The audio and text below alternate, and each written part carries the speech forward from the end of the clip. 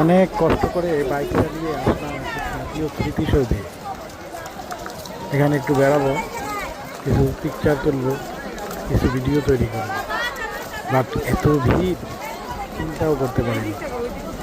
দেখেন কি পরিমাণ মানুষ, মনে হয় যেন এখানে কোনো একটা মেলা হচ্ছে। আসলে কিছুই না, এই এলাকাটা শুক্রবারে বন্ধ থাকে, গার্মেন্টস হলিডে থাকার কারণে সবাই এখানে বেড়াতে আসছে, তাই এতটাই ভিড়। এখানে আসলে শুক্রবারে এসে কোনো মজা নেই, কোনো আনন্দ নেই।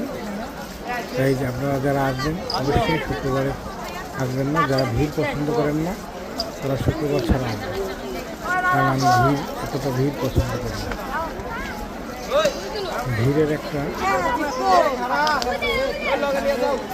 লিমিট থাকে, এটা একদম আনলিমিটেড, লক্ষ লক্ষ মানুষের ভিড়, তাই এসে কোনো আনন্দ পেলাম না।